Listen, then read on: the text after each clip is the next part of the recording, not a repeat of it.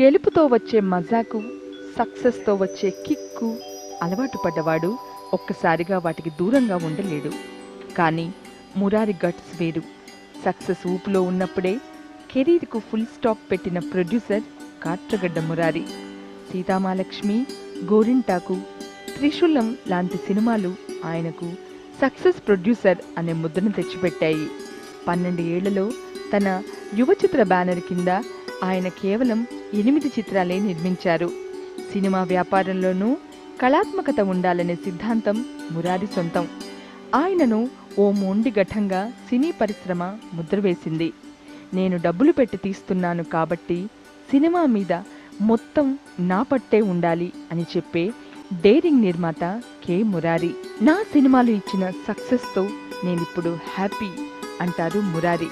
చక్రపాణిని తన గురువుగా చెప్పే మురారి ప్రస్తుతం చెన్నైలో తన కొడుకు కోడలితో విశ్రాంత జీవితాన్ని గడుపుతున్నారు. TV1తో ఎన్నో విషయాలను ఎటువంటి దాపరికాలు లేకుండా ముక్కుసూటిగా మాట్లాడారు. ఆ వివరాలు మీకోసం. సార్ నమస్తే సార్.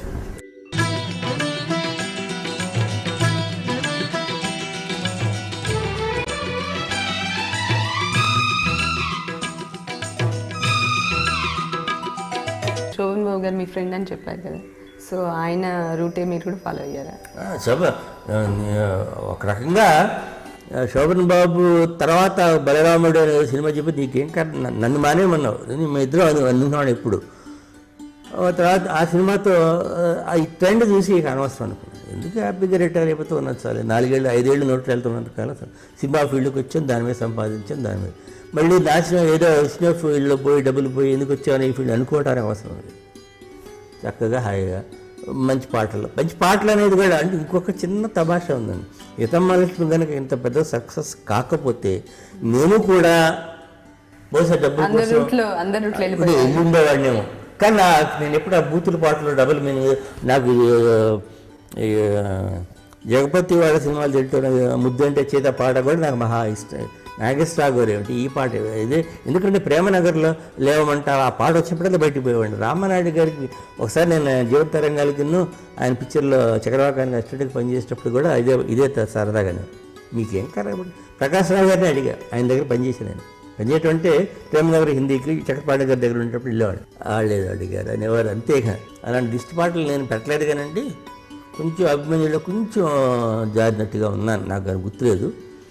ఎందుకంటే సెన్సార్ కట్టింగ్ నాకు ఎంతవరకు ఎరగడం. ఒక అభిమానుల్లో ఒక లైన్ కట్ చేయమంటే నారాయణ రెడ్డి గారు 5 సెకండ్లో మార్చారు.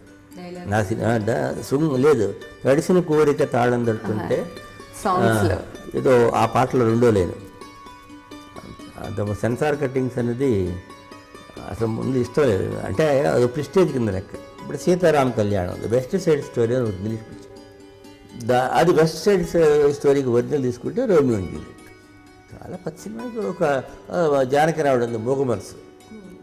యాజ్ సీజన్ మూగ మనసుల్ని చేయాలనుకుంటే సగం రాఘవేంద్రరావు పైత్యం ఆ క్యారెక్టర్లోకి మా సినిమాలు నాకు ఫైట్ అంటే మహా తలకాయ నొప్పి నాకు. నా పరమ నేను తీసిన సినిమాల్లో కరెక్ట్గా చెప్పాలంటే పరమ చెత్త సినిమా జానకి రావుడు. దాంట్లో 2 పాటలు కూడా ఉంటాయి, నాకు ఇష్టం లేదు. రాఘవేంద్రరావు నేను కలిసి వసుంధర దగ్గర పనిచేసాం. ఆ రోజు నా గౌరవంతో వదిలేశాం. నా సినిమాల్లో బెస్ట్ అనుకున్నది తీసింది సీతామహాలక్ష్మి నారాయణరావు గారు. జంజాల సీతారామ కళ్యాణం 10 రోజులు క్యాన్సిల్ చేసిన మళ్ళీ రీషూట్ చేశాడు చక్కగా. కోటి రామకృష్ణ అలాగే చేశాడు. నారాయణ మురారి దానికి ఒక ఇది ఒరిజినల్ అనసూయమ్మ గారి అమ్మాయిలో ఒక హీరో ఒక అమ్మాయి. సో ఇక్కడ 2 అమ్మాయిలను పెడదాం. ఇంకో 2వ పద్ధతి ఏంటంటే ఈ కథ యాక్చువల్గా శివశక్తి దత్త అని విజయేంద్ర ప్రసాద్ అని 2 రైటర్స్ వాళ్ళు జానకి రాముడితో తీసుకొచ్చాం. వాళ్ళకి మంచి బాగా చదువుకున్న వాళ్ళు. శివశక్తి దత్త అంటే ఆయన కేరవాణి ఫాదర్, విజయేంద్ర ప్రసాద్ అంటే రాజమౌళి ఫాదర్. వీళ్ళిద్దరూ నారీ నడుమారు టైంకి నేను ఇద్దరు హీరోయిన్లు ఉంటారు. కానీ ప్రతి సినిమాలలాగా ఎవరో ఒకరు చావకూడదు, ఒక త్యాగం చేయకూడదు. మనం కొత్త రకంగా ఆలోచించాలి. ఏం చేయాలి అంటే ఆయన శివశక్తి గారు ఆయన కళ్ళు మూసుకుని ఆలోచిస్తే ఎదురుగా వెంకటేశ్వర స్వామి బొమ్మ కనపడు.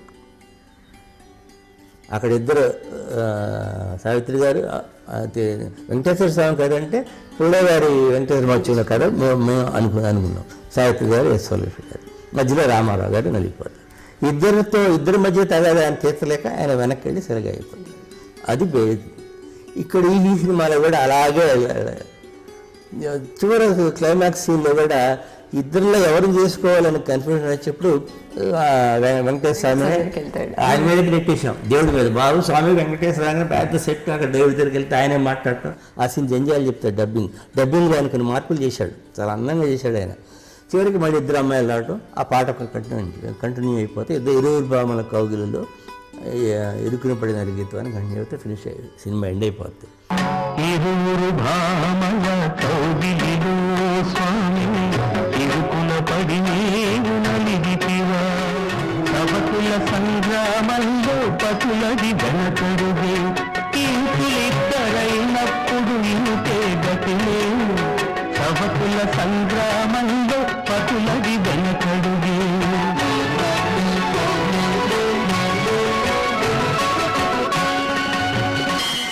అందరూ మిమ్మల్ని మొండిగట్టం అని అంటారు కదా, ఎందుకంటే మన మొండిగట్టం అంటే ఇప్పుడు ప్రతి సినిమాలోనూ హీరోయిన్ కొత్త అమ్మాయి అంటే ఎక్కడ కాంప్రమైజ్ అవ్వరా, అసలు ఏదనుకుంటే అదే చేయాలి. 4 గోడల మధ్య డిస్కస్ చేసేటప్పుడు నలుగురు మాటలు వింటాం.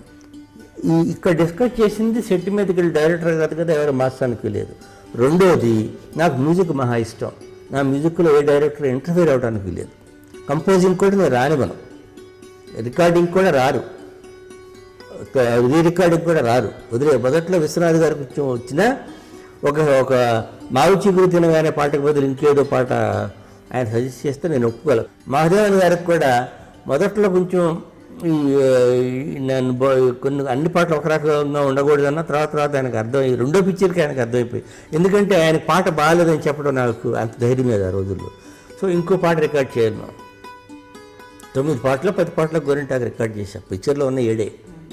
ఆయన క్యాన్సిల్ అయ్యి తెలియదు, రీ రికార్డింగ్ క్యాన్సిల్ చేస్తే ఆ పాటలు ఏమని అంటే అది బాగాలేదని అప్పటికి అర్థమైపోయింది. ఆయన వీడికి బాగాలేకపోతే సింపుల్గా క్యాన్సిల్ చేసి మళ్ళీ ఇంకో పాట అని చెప్తాడు.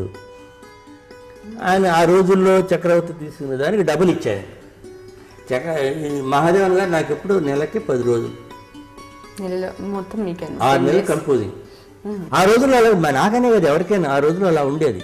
ఈ చక్రవర్తి వచ్చిన తర్వాత ఒకవేళ ఆయన 40 సినిమాలు చేసినప్పుడు మహాదేవన్ గారు 8 నెలలు అభినయ టైంలో హార్మోనియం ముట్టుకోలేక సెప్టెంబర్ మా ప్రొడక్షన్ మనకి నెక్స్ట్ మంత్ నుంచి డేట్స్ ఇప్పుడు ఆ డైరీ డేట్ పడేసి అన్ని ఖాళీగా ఉన్నాయి, నాకు ఎవరు లేదు, ఈ చక్రవర్తిని పెట్టుకుని పోయామని అని మా ప్రొడక్షన్ మేనేజర్తో అన్నాడు. నన్ను తంతారండి ఆయన ఆ మాట అంటే, మామూలుగానే అప్పుడు చెప్పాడు ఆయన. అట్లా అది నేను ఇప్పుడు డైరెక్టర్ అని మాట్లాడి ఇప్పుడు రాఘవేంద్రరావు చక్రవర్తి అలవాటు, త్రిశూలంకి చక్రవర్తి ఉన్నాడు, వద్దులే అని కదా అన్నా అన్న, నో క్వశ్చన్. సేతు భాగవను రెండో పిక్చర్ గోరింటాకు ముందు నేను మొదలెట్టాలి, అది రోజు డిస్కషన్కి వచ్చాడు ఆయన. పద్మరాజు గారు ఉన్నారు, 4వ రోజు నుంచి ఎంఎస్ విశ్వనాథన్ పెడదాం అన్నాడు. 5వ రోజుకి ఇసుకుంటాను. పద్మరాజు గారు నేను సాగొట్టాడన్న, నేను మహాదేవని మార్చడానికి ఇష్టమైతే ఉన్నాను. ఆయన చెప్పిన లేదు ఎంఎస్ విశ్వనాథే అన్నాడు. ఆయన ఇచ్చిన అడ్వాన్స్ వదిలేసుకొని నెక్స్ట్ డే కారు పంపించలేదు, వేరే డైరెక్టర్ మా నారాయణరావు గారు పెట్టుకుని పోయింది. నారాయణరావు పెట్టుకునే ముందు కూడా అడిగే ముందు కూడా చెప్పాను, నా మ్యూజిక్ డైరెక్టర్ మాట్లాడు. అది రాఘవేంద్రరావు గారు త్రిశూలంకి వచ్చేటప్పుడు కూడా మహాదేవన్ గారు ముందే క్లియర్గా చెప్పారు, నీకు కాదు నచ్చాల్సింది, వాడికి నచ్చాలి అని. అందుకని అక్కడి నుంచి రాఘవేంద్ర కంపోజింగ్లకి రాలా, మా అసిస్టెంట్ డైరెక్టర్ తీసుకొచ్చి. ఇక జంజాల వీళ్ళందరికీ అర్థం. ఆ తర్వాత అసలు రీ రికార్డింగ్ అసలు ఎవరు రారు, ఎందుకంటే సక్సెస్ మనం నడిపేస్తుంది. నా ముందు సినిమా సక్సెస్ ఉంది కాబట్టి వాళ్ళు జోక్యం చేసుకోవాలి, అదే ఫెయిల్ అయ్యి ఉంటే జోక్యం చేసుకునేవాళ్ళం. పదే పదే పాడుతున్నా పాడిన పాటే, పదే పదే పాడుతున్నా పాడిన పాటే, అది బ్రతుకో పాటో నాకే తెలియదు పాడుతూ ఉంటే, పదే పదే పాడుతున్నా పాడిన పాటే, అది బ్రతుకో పాటో నాకే తెలియదు పాడుతూ ఉంటే.